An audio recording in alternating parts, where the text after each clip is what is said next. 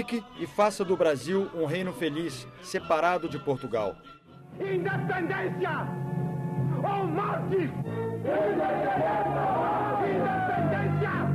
ou morte! Por trás de grandes fatos, muitas vezes existem mentores intelectuais que a história deixa de mencionar. A independência do Brasil, por exemplo, aconteceu graças ao trabalho de um político culto, hábil e liberal, que abasteceu de ideias a campanha pela separação de Portugal. Esse mentor foi José Bonifácio de Andrada e Silva, um dos homens públicos mais importantes do Império e um dos principais líderes da independência do Brasil.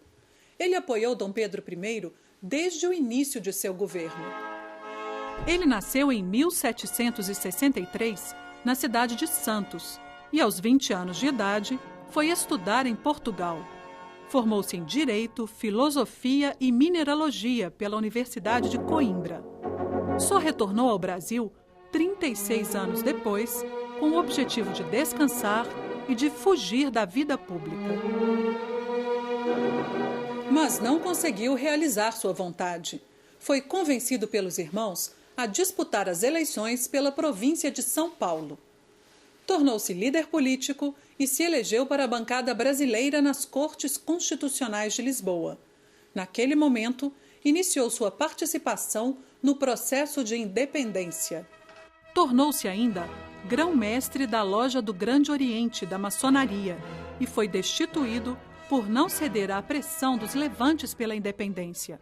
Ele achava que as iniciativas deveriam partir do governo. Fundou então o Apostolado, organização nos moldes da própria maçonaria, com a finalidade específica de promover a independência do Brasil. Por conta das ideias políticas de José Bonifácio, ele acaba se aproximando de Dom Pedro I. Por quê? José Bonifácio ele era um monarquista constitucional e defendia as ideias liberais. E isso agradava bastante Dom Pedro, que lhe deu um cargo no ministério. Esse cargo no ministério de Pedro, ainda regente, fez com que os dois se aproximassem cada vez mais e que levasse José Bonifácio a convencer Dom Pedro I a participar do processo de independência do Brasil.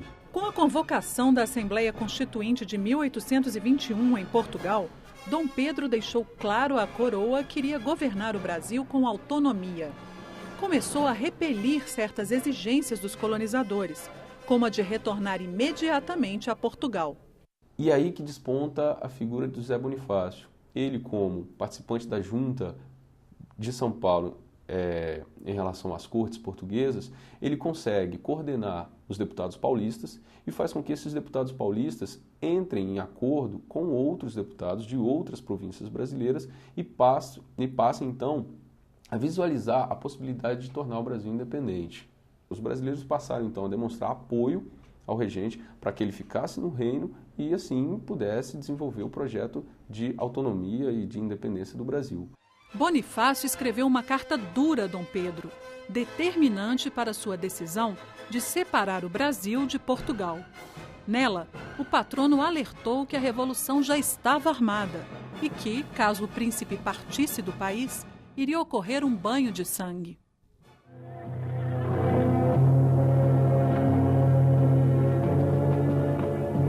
Da parte da princesa Dona Leopoldina e do senhor ministro José Bonifácio.